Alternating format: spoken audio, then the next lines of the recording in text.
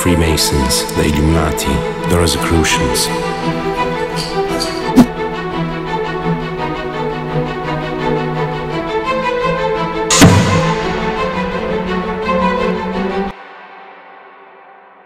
Cultination, bonjour. Les sectes sont des groupes qui captivent notre imagination, souvent entourés de mystères et de controverses, exercent une fascination sur de nombreuses personnes. Dans la vidéo du jour, nous allons nous attarder sur la véritable signification du terme secte et l'illustrer de façon assez claire. Mais avant de commencer cette vidéo, il est important de préciser que son contenu est purement informatif et éducatif.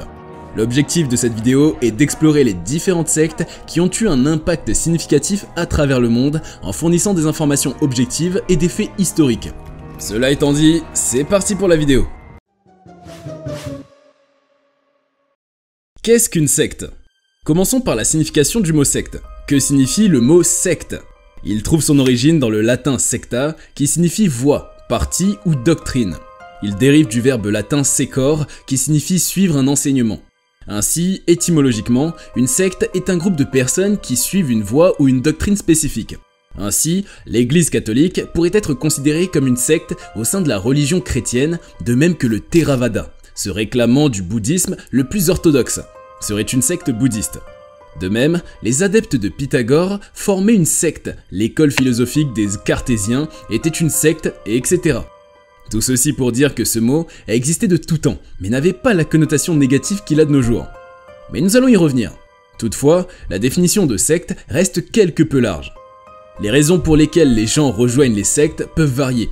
Certains ne réalisent pas qu'ils rejoignent une secte car ils ne reconnaissent pas les signes avant-coureurs. D'autres peuvent être attirés par des groupes sectaires en raison de vulnérabilités personnelles telles que l'anxiété ou des problèmes de toxicomanie. Certaines personnes peuvent éprouver des insécurités non résolues qui les conduisent à rechercher l'acceptation au sein d'un groupe.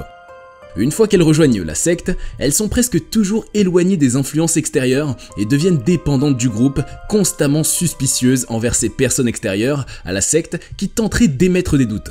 L'autre théorie majeure sur les raisons pour lesquelles les individus restent dans les sectes est principalement sociologique. Les chefs de secte promettent de récompenser les membres d'une manière ou d'une autre. Ils peuvent leur dire qu'ils vont gravir les échelons au sein de la secte ou les convaincre que quelque chose de vraiment bien va arriver à leur groupe spécial. Certaines personnes pensent que les personnes impliquées ressemblent davantage à des victimes qu'à des membres, car elles sont souvent soumises à des tactiques de manipulation psychologique qui les incitent à prendre des décisions malsaines, y compris le suicide dans certains cas. L'étude des sectes est difficile pour plusieurs raisons. Il est souvent presque impossible d'étudier les membres actifs de la secte en raison de leur réticence à permettre à d'autres personnes d'entrer dans leur société fermée. Il peut être compliqué de reconnaître une secte car les opinions peuvent différer quant à savoir si un groupe, comme un groupe religieux, est réellement une secte. Néanmoins, la plupart s'accordent sur le fait que les sectes ont un chef et que ce dernier, ou le groupe de personnes qui servent de leader, est responsable des règles qui guident les membres. Cela étant dit, voyons quelques exemples de sectes qui répondent et qui collent à notre définition du mot secte. En premier, parlons de l'Église de Satan. L'Église de Satan est une organisation religieuse fondée par Anton Szandor LaVey en 1966. De son vrai nom, Howard Stanton LaVey, LaVey était un adepte du satanisme philosophique, une approche non théiste qui voit Satan comme un symbole de l'indépendance, de l'individualité et de la liberté. Il a écrit le Satanic Bible, la Bible satanique, qui est devenue le texte central de l'Église de Satan, définissant ses principes et ses pratiques. L'Église de Satan met l'accent sur l'individualisme, l'auto-indulgence et le rejet des tabous sociaux. Elle promeut l'idée que chaque individu est son propre Dieu et a le droit de poursuivre ses désirs et ses ambitions sans restriction, tant qu'il ne nuit pas aux autres. Il s'agit ainsi d'une philosophie athée et individualiste qui met l'accent sur la liberté individuelle et la désobéissance aux normes religieuses traditionnelles. Donc en fait, l'Église de Satan ne prône pas la croyance en un être surnaturel appelé Satan, ne pratique pas l'occultisme et la magie, elle ne vénère pas le diable ou ne pratique pas de rituels sataniques au sens littéral. Leur utilisation du terme Satan est symbolique et représente la rébellion contre les dogmes religieux et les conventions sociales. Dans les rituels et les cérémonies de l'Église de Satan, on trouve des éléments théâtraux et symboliques qui sont utilisés pour affirmer la volonté et l'identité individuelle des membres. Les adeptes de l'Église de Satan se considèrent comme des sorciers ou des sorcières, utilisant la magie et la manipulation symbolique pour atteindre leur objectif. Ce sont d'autres éléments qui font considérer l'Église de Satan comme une secte. Elle prône un individualisme radical, la liberté individuelle et la poursuite des désirs personnels en opposition aux valeurs religieuses et morales conventionnelles. Ses adeptes rejettent l'idée d'un Dieu suprême et vénèrent plutôt la figure de Satan en tant que symbole de la liberté, de l'indépendance et de la rébellion contre les normes établies. Donc voilà, les critiques à l'égard de l'église de Satan découlent souvent de l'association du satanisme avec des idées négatives telles que la violence, la dépravation ou la croyance en des forces maléfiques, tout cela étant en contradiction avec les normes morales et religieuses dominantes de la société. La franc-maçonnerie. La franc-maçonnerie, également connue sous le nom de maçonnerie, est une fraternité mondiale vieille de 300 ans, rassemblant des personnes partageant des idées communes et s'engageant à s'améliorer et à améliorer leur communauté. Son histoire remonte au Moyen-Âge, lorsque les guildes de tailleurs de pierre ont développé des codes secrets pour protéger leurs connaissances et leurs intérêts commerciaux. Les guildes de tailleurs de pierre étaient des associations professionnelles organisées au Moyen-Âge et à la Renaissance, principalement en Europe. Ces guildes regroupaient des artisans spécialisés dans la taille de la pierre, tels que les tailleurs de pierre, les maçons et les sculpteurs. Au fil du temps, ces guildes ont évolué vers des loges maçonniques qui se réunissaient pour enseigner des valeurs morales et prendre soin les uns des autres. En 1717, les premières grandes loges ont été formées à Londres, marquant le début de la franc-maçonnerie organisée. Une loge peut désigner à la fois ses membres et le bâtiment où ils se réunissent. De là, le mouvement s'est propagé en Irlande, en Écosse et dans le reste de l'Europe, puis dans le monde entier. La franc-maçonnerie est riche en traditions. Les officiers d'une loge, tels que le maître et les gardiens, portent des titres hérités des anciennes guildes de tailleurs de pierre. Les membres portent des tabliers blancs lors des réunions et la salle de la loge est remplie de symboles maçonniques significatifs. L'équerre et le compas sont les symboles les plus reconnaissables de la franc-maçonnerie. Ils représentent les outils utilisés par les tailleurs de pierre et symbolisent la construction de caractères dans la franc-maçonnerie moderne. La lettre G au centre des symboles représente la géométrie qui est à la base du travail des tailleurs de pierre et des enseignements de la franc-maçonnerie. Certains rituels et enseignements sont gardés secrets et réservés aux initiés. Cependant, les valeurs morales, l'entraide et la construction du caractère restent des piliers de la franc-maçonnerie, faisant de cette fraternité ancienne une force durable dans le monde moderne. La perception des francs-maçons varie d'une personne à l'autre, ce qui explique pourquoi certains les considèrent comme une secte, tandis que d'autres ne le font pas. La franc-maçonnerie met l'accent sur la liberté de penser, la tolérance et l'ouverture d'esprit. Elle encourage ses membres à rechercher la vérité par eux-mêmes et à développer leur propre spiritualité. Les francs-maçons sont souvent engagés dans des œuvres philanthropiques et caritatives, soutenant des causes sociales, éducatives et humanitaires. Cette contribution positive à la société est souvent mise en avant par ceux qui ne les considèrent pas comme une secte. Les francs-maçons encouragent leurs membres à être des citoyens responsables et engagés dans leur communauté. Ils valorisent l'éthique, l'intégrité et à la recherche du bien commun. Jusque-là, aucun souci.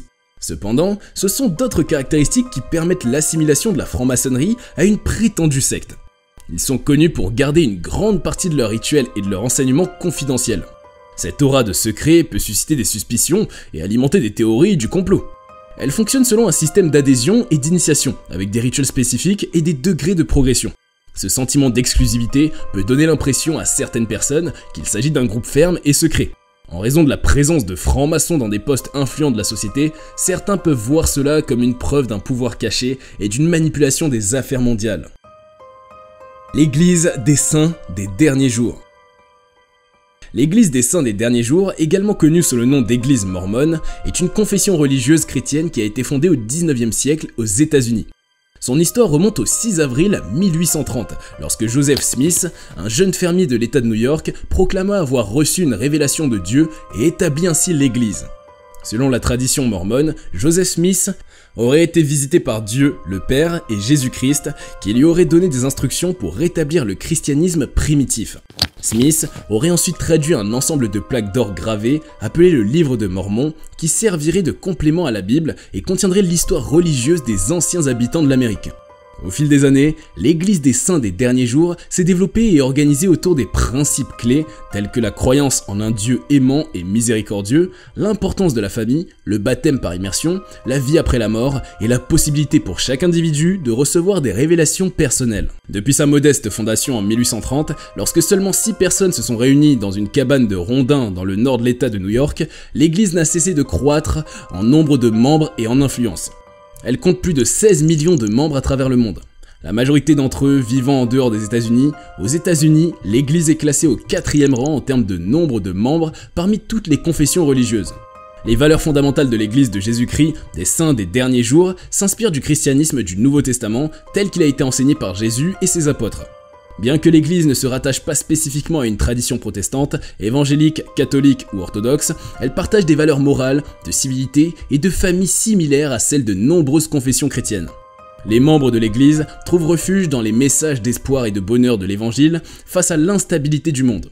La conviction que la vie a un but divin, que Dieu se soucie de chaque individu et que chacun a la capacité de progresser en faisant de bons choix est un thème central dans la pensée des saints des derniers jours. Bien qu'elle soit reconnue comme une église par de nombreux pays, ce sont d'autres attributs qui font considérer l'église des saints des derniers jours comme une secte en raison de certaines caractéristiques qui leur semblent inhabituelles ou controversées. Tout d'abord, l'église des saints des derniers jours est souvent perçue comme étant différente des confessions chrétiennes traditionnelles en raison de ses enseignements uniques et de ses pratiques distinctes. Les croyances mormones, telles que le concept de la divinité potentielle de l'homme, le baptême des morts et la polygamie pratiquée dans le passé, peuvent sembler étranges ou déroutantes pour certains.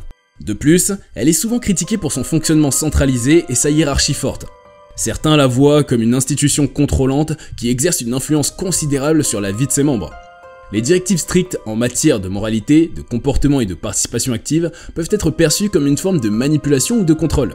Les critiques portent également sur les pratiques missionnaires de l'Église qui encouragent les missionnaires à se consacrer entièrement à leur travail missionnaire pendant une période donnée, ce qui peut impliquer une séparation avec leur famille et une immersion totale dans la culture et les enseignements de l'Église. L'Église de l'unification ou secte Moon. Le dernier exemple que je vais vous présenter est l'Église de l'unification. Elle a été fondée en 1954 par le révérend Moon et compte aujourd'hui environ 3 millions de membres dans le monde. Elle a connu une activité particulièrement intense, y compris en France, dans les années 70-80, mais selon un rapport parlementaire datant de 2010, elle ne comptait plus que 180 000 membres. En France, elle est actuellement très peu active, avec seulement environ 200 à 300 membres, bien qu'elle soit toujours surveillée par la MIVILUD, la mission interministérielle de vigilance et de lutte contre les dérives sectaires, en raison de son emprise mentale sur ses membres. Sun Myung Moon, alias Révérend Moon, affirme avoir vu Jésus à l'âge de 15 ans, et ce dernier lui aurait demandé de poursuivre sa mission sur Terre. Autoproclamé Messie, le fondateur de l'église est principalement connu pour ses célébrations de mariage de masse. Dans les années 60, il a célébré son premier mariage collectif avec quelques douzaines de couples, et cette tradition s'est perpétuée et a pris de l'ampleur au fil du temps. En 1997, aux États-Unis, le 30 novembre, Sun Myung Moon a célébré l'union de dizaines de milliers de couples dans un grand stade à Washington. Il semblerait que la secte Moon ait également compris l'intérêt d'Internet. En mars 2012, alors que 2500 couples étaient mariés dans un stade près de Séoul, en Corée du Sud, 2700 autres couples se sont unis via Internet, selon Reuters. Grâce aux contributions financières des adeptes, le révérend Moon a réussi à développer un véritable empire financier au fil des décennies, comprenant de nombreuses entreprises dans les domaines de la construction, de la machinerie lourde, de l'alimentation, de l'éducation, des médias et même un club de football professionnel. Par exemple, le Washington Times, qui semble être un journal indépendant et conventionnel, appartient en réalité à l'église. Fondé en 1982, le journal n'aurait jamais été rentable. Les détracteurs de l'église critiquent le lavage de cerveau infligé à ses adeptes, souvent appelés Moonies. Un autre problème réside dans le fait que si la secte prône la continuité du christianisme et la paix dans le monde, elle estime que l'avènement d'une troisième guerre mondiale est nécessaire à cette fin. Un rapport parlementaire français estime même que le message de l'église de l'unification est apocalyptique. De plus, l'église Moon a été critiquée pour son fonctionnement centralisé et pour l'influence exercée par son fondateur et sa famille sur les membres de l'organisation. Certains affirment que l'église Moon utilise des méthodes de manipulation mentale pour contrôler ses adeptes et les maintenir dans un état de dépendance. Nous voici au terme de la vidéo. Arrivez-vous à faire la différence entre une secte et une organisation juste un chouïa marginal? Et pensez-vous en avoir déjà rencontré des membres d'une secte? N'hésitez pas à partager avec nous en commentaire et surtout à vous abonner et à liker. A bientôt pour de nouvelles vidéos sur Cultination.